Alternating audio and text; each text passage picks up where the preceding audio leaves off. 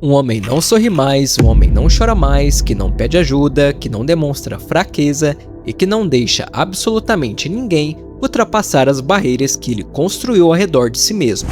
Ele acorda todos os dias, bota a mochila nas costas e faz exatamente o que precisa ser feito, sem perguntar se vale a pena, sem se importar se alguém está vendo e sem questionar se a vida um dia vai melhorar. Ao olhar para o Joel Miller, a maioria das pessoas pensa imediatamente a mesma coisa. Esse cara é forte, esse cara é um monstro de resiliência, mas eu estou aqui hoje para te provar o contrário. O Joel não é um homem forte, ele é apenas um homem que aprendeu a sobreviver tão bem, mas tão bem, que acabou esquecendo que sobreviver e viver são duas coisas completamente diferentes. E antes que você feche esse vídeo achando que isso é só mais uma análise superficial de um personagem de videogame, para um pouco e olhe para o espelho. Pensa em quantas decisões você tomou nos últimos meses baseados puramente no modo automático, sem questionar nada, apenas engolindo o cansaço e fazendo o script da sua rotina exige de você. Pensa em quando foi a última vez que você realmente quis alguma coisa na sua vida. Não porque precisava, não porque tinha obrigações, não porque era o seu dever, mas porque você genuinamente desejava aquilo. A verdade incomoda é que este vídeo não é sobre o Joel, é sobre o modo sobrevivência que você ativou em algum momento doloroso do seu passado e que você nunca mais teve a coragem de desligar. Pilar 1. O congelamento do luto. Existe um momento milimétrico na história do Joel que muda a estrutura da sua alma para sempre. E não é quando ele mata alguém pela primeira vez para se defender, e nem quando ele precisa presenciar o colapso da civilização.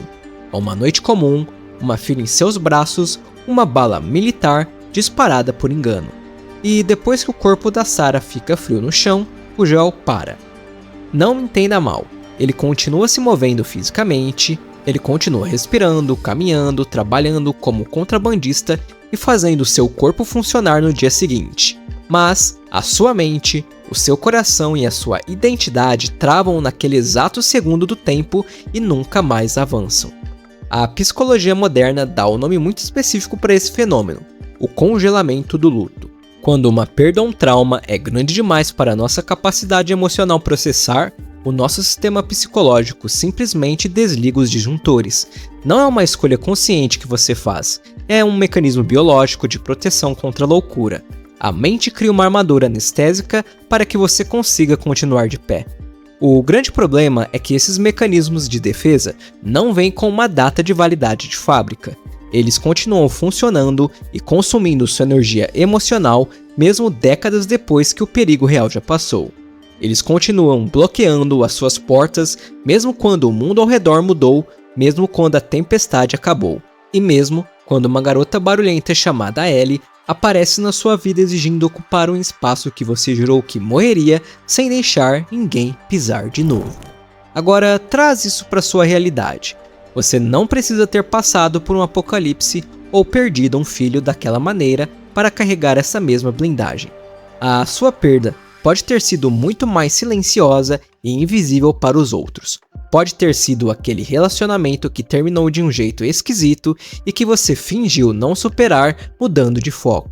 Pode ter sido uma fase brilhante da sua vida que acabou antes de você estar pronto ou simplesmente uma versão antiga de você mesmo, aquela versão que confiava nas pessoas, que sorria de verdade, que foi embora e você nunca teve o tempo de chorar a morte dela.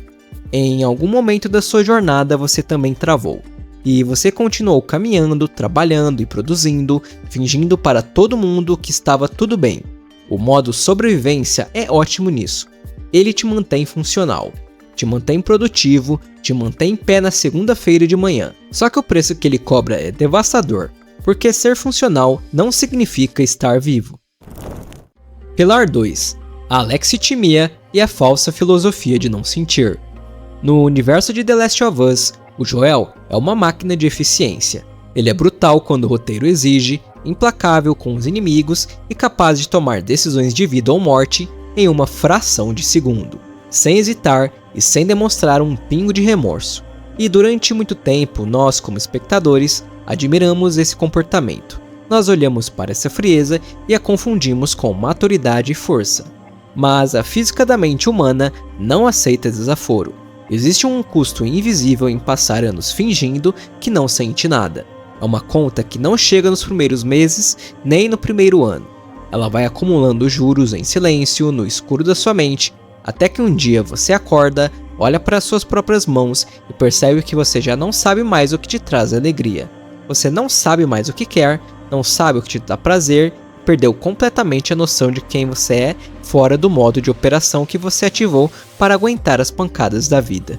A neurociência explica que quando você suprime as suas emoções por tempo prolongado, você não desenvolve uma super habilidade de ser imune à dor. O que você desenvolve é uma condição psicológica chamada alexitimia, a incapacidade crônica de reconhecer e dar nome ao que se passa dentro de você. As emoções continuam ali, sabotando seu sono, tensionando seus ombros e azedando seu humor. Mas você já não consegue mais identificar as raízes dela. E o que não tem nome dentro de nós não pode ser processado. O que não tem nome não pode ser comunicado, e o que não é comunicado jamais será curado. Pensa em quantas vezes nos últimos tempos alguém te olhou nos olhos e perguntou se estava tudo bem. E você respondeu um sim, tá tudo normal, mecânico, sem nem parar por um segundo para checar se aquilo era verdade. E você não fez isso por malícia ou por querer mentir. Você fez porque faz tanto tempo que você parou de checar o seu próprio interior que a resposta automática virou sua única verdade. Isso é o modo sobrevivência operando na sua potência máxima, eficiente para o mundo externo, mas devastador para o seu mundo interno. Muitas pessoas tentam usar o estoicismo para justificar esse comportamento de gelo. Elas leem frases soltas de Marco Aurélio, Sêneca ou Epicteto e acham que a filosofia prega que você deve virar uma estátua de pedra imune aos sentimentos. Mas o estoicismo imperial nunca ensinou isso. Os grandes filósofos da antiguidade não diziam que a resposta para o sofrimento era anestesiar a alma e não sentir nada. Eles diziam que a resposta era sentir a dor em sua totalidade, mas ter a sabedoria de não ser governado por ela. Existe um abismo de diferença entre essas duas posturas. O Joel pulou essa diferença. Ele escolheu a anestesia total e ele morou nessa anestesia por 20 anos. Pilar 3. A janela de tolerância e a inconveniência do afeto. E é exatamente no meio desse deserto emocional que aparece alguém que simplesmente se recusa a pedir permissão para entrar. A Ellie não chegou na vida do Joel com calma, batendo na porta ou respeitando os limites dele. Ela chegou do jeito que as coisas e as pessoas mais importantes da nossa vida sempre chegam, de forma inconveniente, no momento errado, quebrando a nossa rotina, sem trazer nenhum tipo de manual de instruções. O Joel tentou de tudo para manter a distância. Para ele, aquela garota não era um ser humano. Era uma mercadoria, um contrato, uma missão de entrega que ele precisava despachar o mais rápido possível para voltar para o seu isolamento seguro. Ele já tinha aprendido de forma mais cruel do mundo que se importar com alguém tem um preço de sangue, e ele não estava disposto a pagar esse boleto emocional novamente. Mas aqui reside a grande falha de design do modo sobrevivência. Ele não consegue te proteger das pessoas que decidem ficar. Ele não te protege daqueles que não vão embora quando você fica difícil, daqueles que insistem em rir das suas piadas sem graça ou que fazem aquelas perguntas profundas que você finge que odeia responder, mas que no fundo da sua alma você passou os últimos 10 anos rezando para que alguém tivesse o interesse de fazer. A Ellie ficou, e o Joel foi cedendo o terreno milímetro por milímetro sem se dar conta do que estava acontecendo. A psicologia utiliza o termo janela de tolerância para descrever a nossa capacidade de suportar a proximidade emocional e a intimidade sem que o nosso sistema nervoso entre em pânico. Pessoas que viveram traumas severos ou que operaram no modo sobrevivência há anos possuem essa janela extremamente estreita. Para o cérebro hipervigilante de um sobrevivente, a intimidade real não é lida como afeto. Ela é interpretada como uma ameaça de destruição iminente, porque a proximidade significa que você tem algo a perder novamente. Só que a Ellie entrou por baixo do radar da armadura dele. Ela foi devagar o suficiente para não disparar os alarmes de uma vez só. E quando Joel finalmente acordou para perceber o que estava acontecendo, o estrago já estava feito. Ele já se importava. Pensa agora naquelas pessoas que estão ao seu redor hoje. Talvez um amigo, um familiar ou alguém que queira algo mais sério com você e que está tentando desesperadamente criar uma conexão real.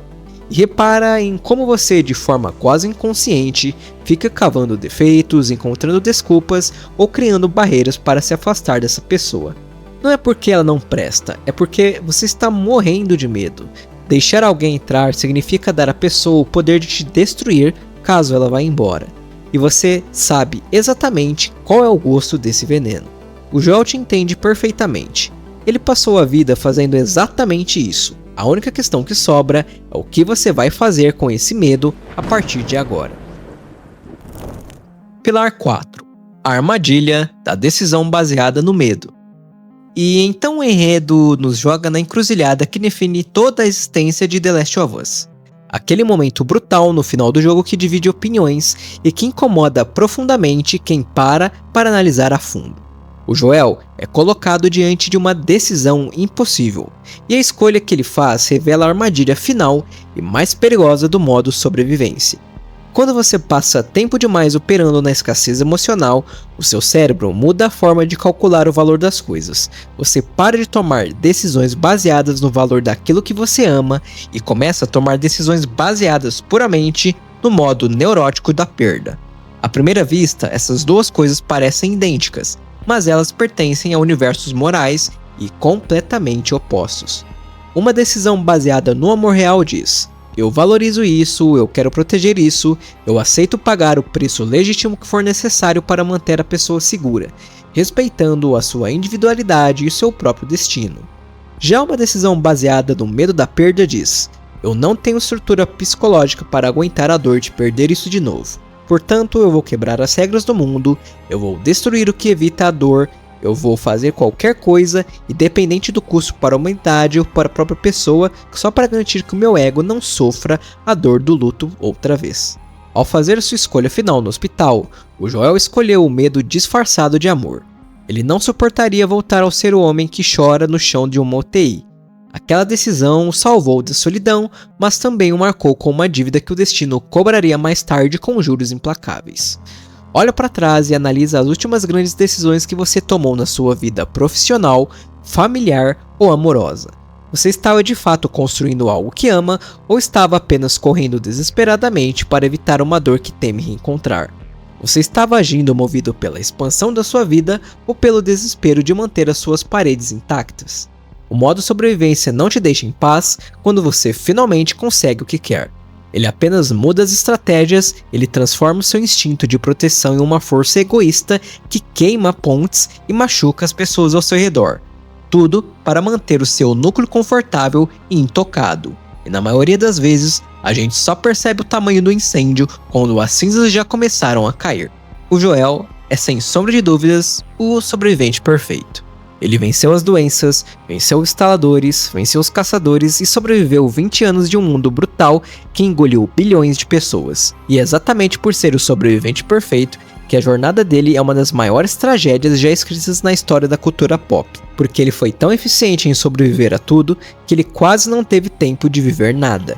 A armadura que ele vestiu naquela noite trágica em Austin e o manteve de pé e funcional por 2 décadas foi a mesma armadura que o manteve trancado longe de tudo que poderia ter dado sabor, cor e significado a esses mesmos 20 anos. Ela o manteve longe da beleza de confiar em alguém de novo, longe do alívio de ser visto sem máscaras e longe da simples e maravilhosa dignidade de acordar de manhã e apenas querer viver o dia, em vez de apenas ter que aguentá-lo. A Ellie quebrou esse ciclo, não de forma bonita, não de forma limpa, mas ela quebrou. Ela lembrou ao Joel que a vida só vale a pena quando a gente se permite ser vulnerável. A pergunta de $1 milhão que eu preciso deixar ecoando na sua mente nessa semana não tem absolutamente nada a ver com Joel ou com o universo dos videogames. A pergunta é: em qual momento exato da história que você ativou seu modo sobrevivência? E a mais importante, o que ou quem a vida já colocou na sua frente para tentar te mostrar que agora já é seguro desligá-la, mas você continua fingindo que não vê. Não precisa tentar formular uma resposta rápida para se livrar do incômodo. Só aceita o peso dessa dúvida e carrega ela com você durante os próximos dias. Se esse ensaio psicológico faz sentido para sua vida atual, deixe um comentário aqui embaixo me dizendo qual frase ou qual pilar bateu mais forte no seu peito.